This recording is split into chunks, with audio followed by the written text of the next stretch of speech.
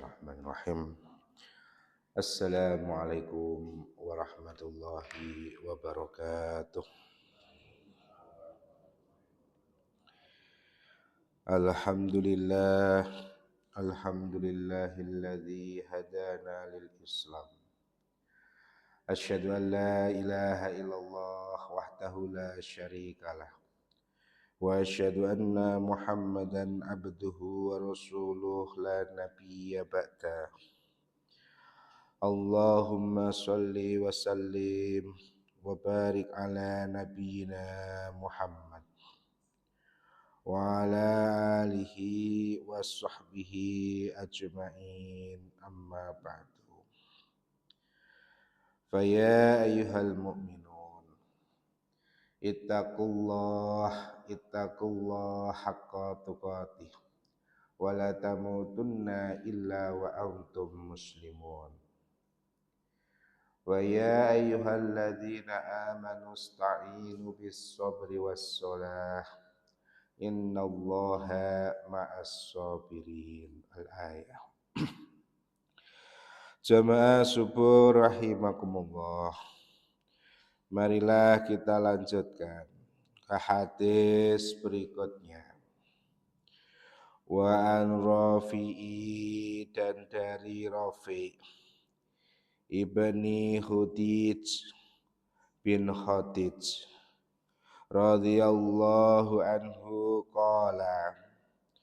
qala bersabda Rasulullah Rasul Allah sallallahu alaihi wasallam, asbihu, kerjakanlah kamu semua, bisubhi, dengan mengerjakan salat subuh.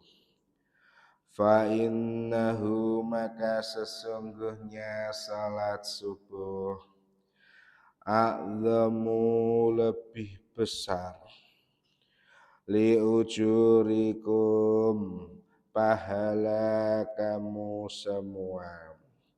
Rawa, meriwayatkan hu, akan hadis, al-khamsatu, imam 5, wassahahu, dan mensahihkan hu, akan hadis, at-Tirmidzi, imam at-Tirmidzi, wa Ibnu Hibban, dan Ibnu Hibban.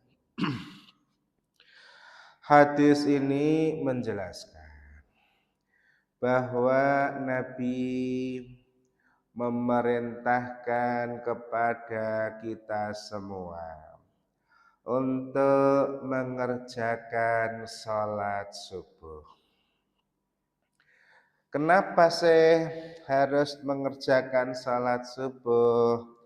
Sebab ternyata di dalam salat subuh itu terdapat pahala-pahala yang besar bagi orang yang mengerjakannya.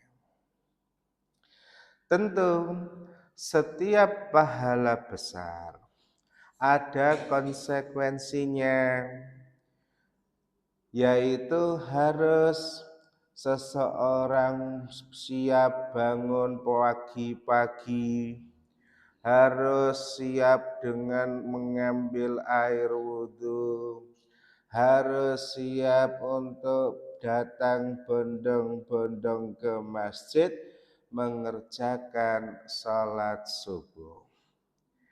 Kalau dihitung-hitung, Pak, maka mengerjakan salat subuh itu juga merupakan waktu yang sangat berat. Enak-enaknya tidur, harus bangun. Habis tadi malam bergadang, lah kok disuruh bangun untuk sholat subuh. Mending pilih tidurnya. Kemudian mungkin ada tugas kerja menumpuk, dia harus bangun untuk sholat subuh. Maka tidak mudah seseorang itu bisa mengerjakan sholat subuh. Karena dengan waktu-waktu yang hebat itu, Pak, waktu-waktu yang tergolong sulit, maka Allah dan Rasul memberikan arahan. Kalau bisa, kamu itu mengerjakan sholat subuh, maka sudah tentu kamu akan mendapatkan pahala yang besar, kamu akan mendapatkan ganjaran yang besar. Karena coba panjenengan tengok, kira-kira dari sekian penduduk berapa sih yang bisa melaksanakan sholat subuh? Dari sekian masjid musola, berapa sih yang bisa untuk melaksanakan sholat subuh? Dari sekian mungkin RT, RW, bahkan desa, kalau dihitung-hitung cuma berapa persen seseorang bisa melakukan sholat subuh. Padahal Rasul sudah menunjukkan, lek mau melaksanakan sholat subuh, maka tentu dia mendapatkan pahala yang besar. Kemudian dalam sholat subuh sendiri, Pak, ternyata ada hadis yang berkaitan bahwa subuh itu disaksikan oleh malaikat-malaikat Allah. Sholat subuh ini sungguh malaikat itu tunduk, senang kepada mereka yang bisa melaksanakan sholat subuh. Malaikat senantiasa mendoakan kepada Allah bagi mereka yang melaksanakan sholat subuh. Saking senangnya, semua malaikat berkumpul, kemudian mendoakan mereka yang sholat subuh, sampai sholat subuh selesai, baru sekian malaikat kembali kepada tugasnya masing-masing.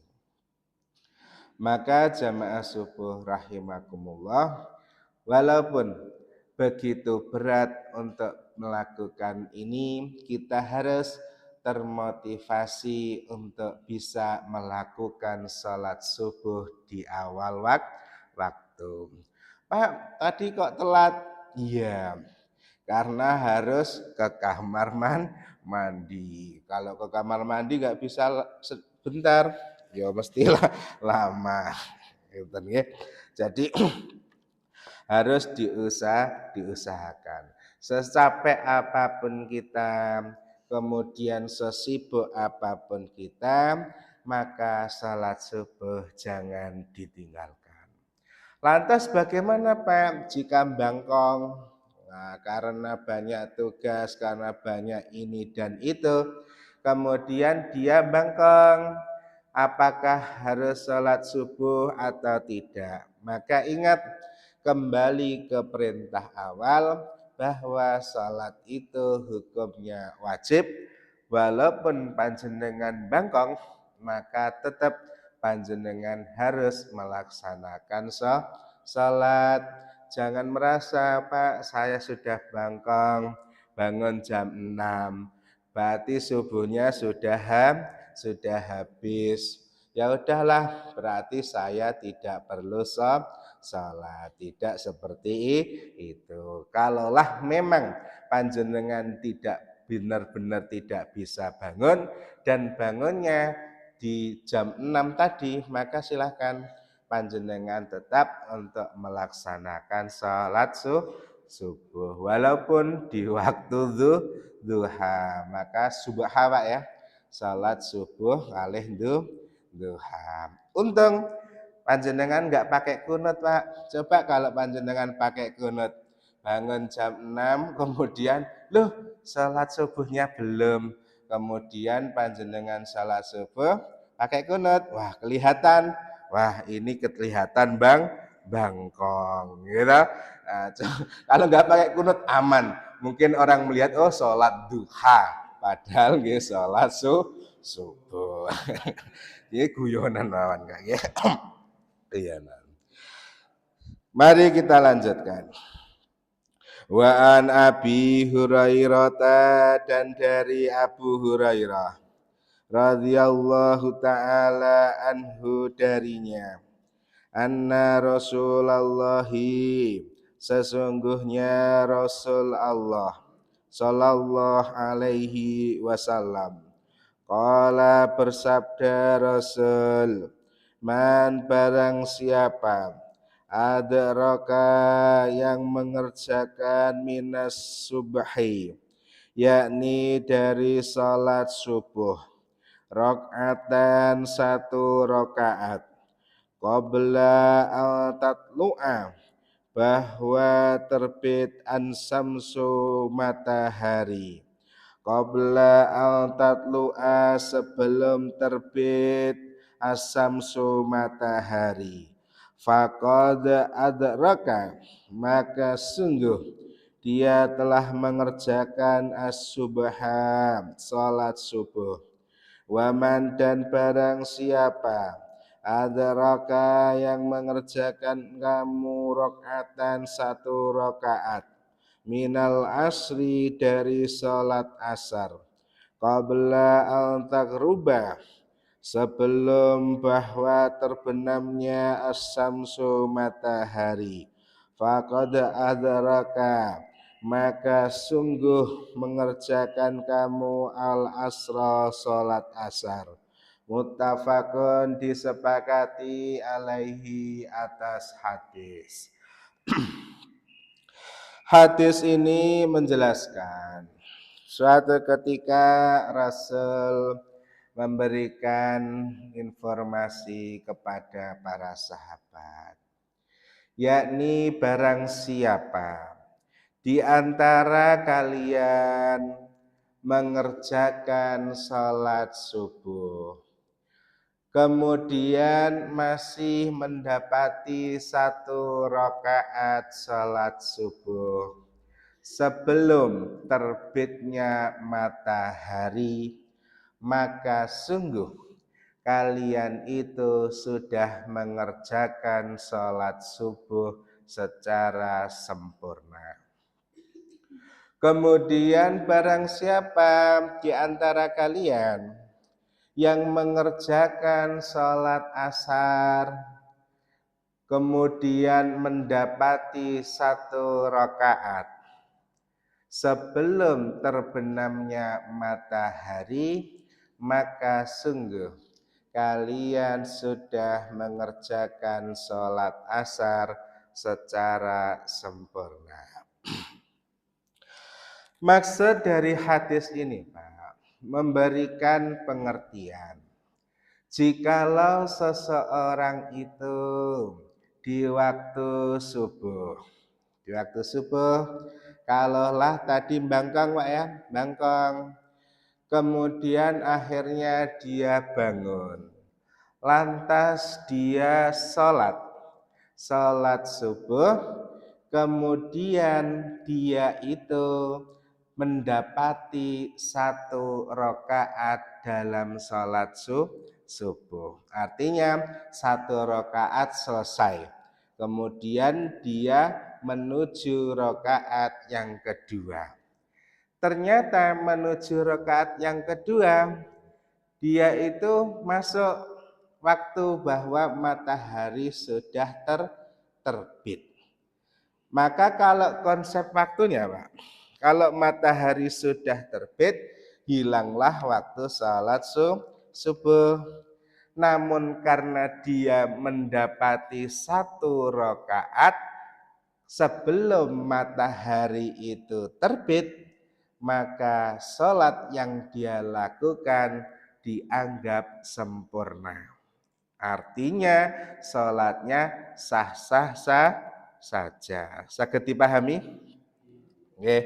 Jadi umpama seseorang tadi salat Pak ya, salat Allahu Akbar, kemudian dia baca Al-Fatihah, kemudian dia surat pendek, lalu dia rukuk, dia sujud.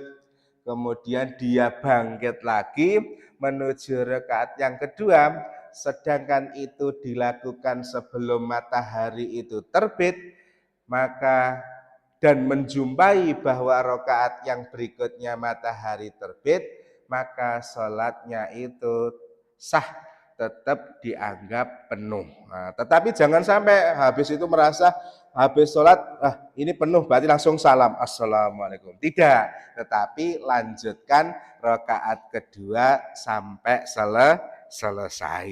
Nah, itu berarti Rasul memberikan kemudahan, konsekuensi bagi mereka yang mungkin ada kesibukan-kesibukan, bagi yang mereka mungkin merasa lelah, capek, dan lain sebagainya. Tetapi jangan sampai panjenengan merasa, saya sudah tahu hadisnya, bahwa sholat kalau dapat 1 rakaat masih dianggap sempurna.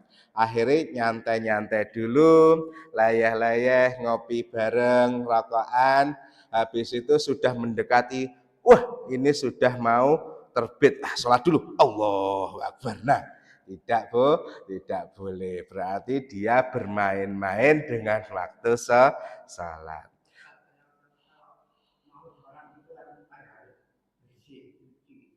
Nggih.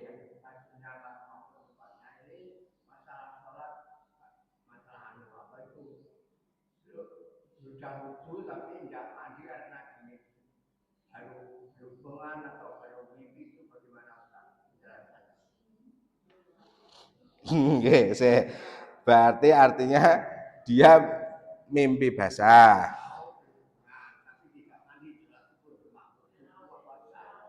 Ngebuatan bareng.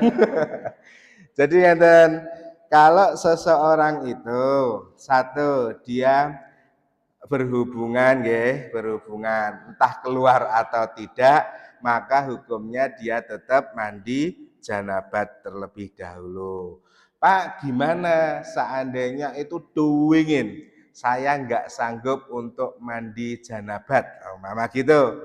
Nah, saking ademnya jadi mungkin di bawah 0 derajat gitu. Nah, itu ada hadis, Pak. Jadi boleh dengan menggunakan tayamum.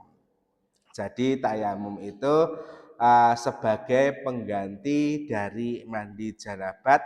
Kalaulah benar-benar jika dia mandi, kemudian dia akan terjadi sakit, demam dan lain sebagainya, maka silakan untuk tayamum. Tetapi kalaulah hanya karena adem tok, nggak ada yang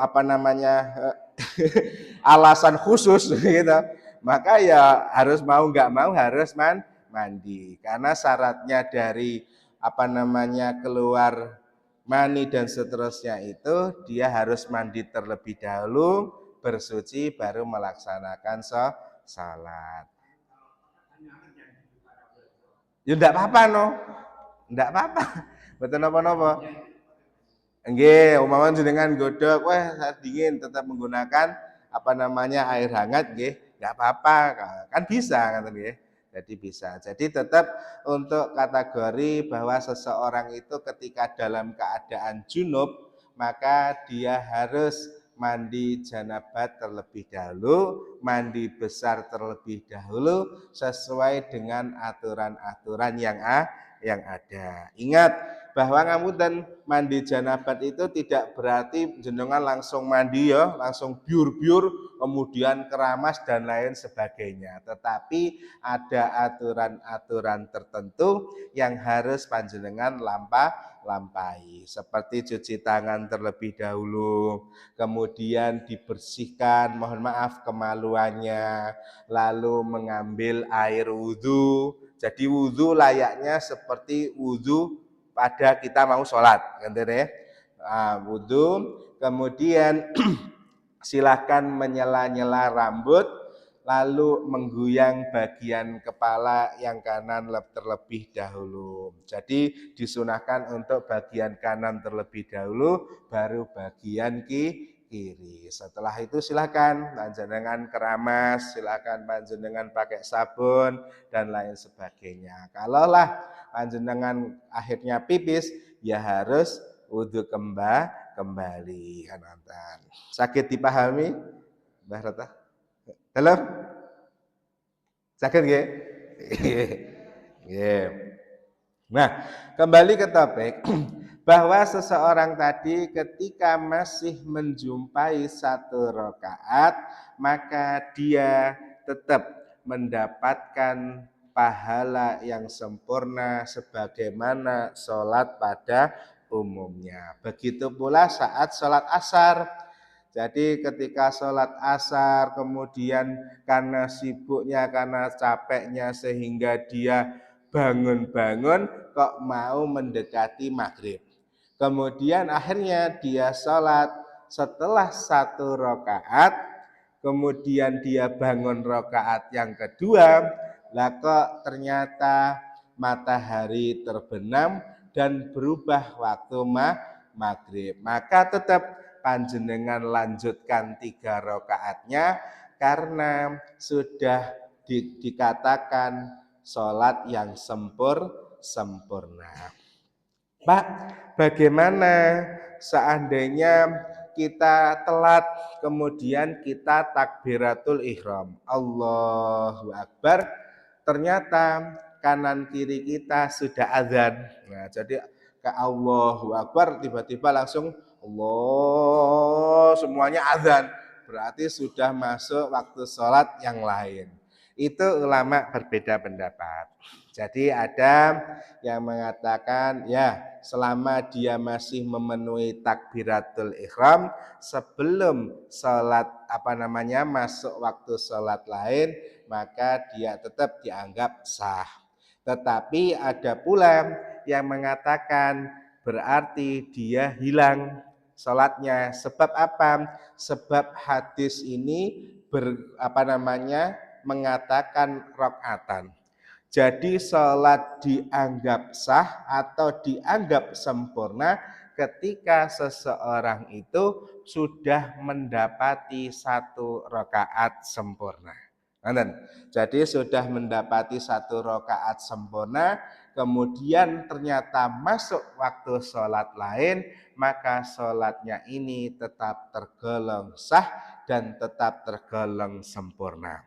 Kalaulah dia ternyata takbiratul ihram, kemudian kanan kirinya sudah azan atau masuk waktu sholat lain, maka pendapat yang kedua tadi dia tidak sah, artinya dia kehilangan waktu sholat tersebut dan mengqadha di waktu sholat yang lainnya. Nah, jadi panjenengan nanti sakit koreksi kalau ada yang salah, panjenengan sampaikan. Jadi seperti itu. Arti intinya bahwa sebaik-baiknya waktu ya di awal waktu salat. Kenapa? Karena ketika kita bisa berupaya salat di awal waktu, maka insya Allah kita akan aman-aman saja. Walaupun Rasul memberikan aman-aman di waktu-waktu tertentu, fungsinya barangkali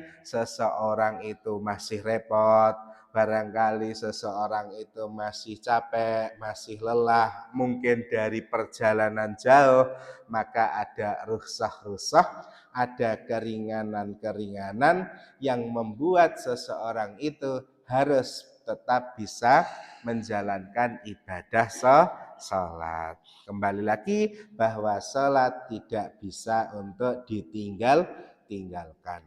Walaupun seseorang itu sakit, kemudian dia tidak bisa berdiri, maka ada kewajiban sholat untuk duduk. Tidak bisa duduk, ada kewajiban sholat dengan berbaring. Kemudian ternyata berbaring pun kaku, namun sarafnya masih bisa untuk diajak komunikasi, maka dia pun tetap ada kewajiban sholat dengan isyarat. Tetapi kalau sudah isyarat dia tidak bisa, maka dia harus disolati. Kan ya, disolati. Jamaah subuh rahimakumullah. Kemudian hadis berikutnya. Walil muslimin, dan dari Imam Muslim, An Aisyata dari Nyai Aisyah radhiyallahu anha nahwahu sepertinya hadis. Waqala dan berkata sajadatan yakni satu kali sujud badala pengganti rokaatan satu rokaat. Summa qala kemudian berkata wasajdatum yakni satu kali sujud innama hiya sesungguhnya dia itu rakaatun satu rakaat. Maka di dalam hadis yang diriwayatkan Nyai Aisyah itu, Pak. Nah, hadisnya sama. Cuman kalimatnya tidak menggunakan rakaatan, tidak menggunakan satu kali rakaat, melainkan menggunakan kalimat sajadatan, yaitu satu kali sujud. Berarti dapat kita pahami yang dimaksud satu rakaat itu adalah satu rakaat sempurna.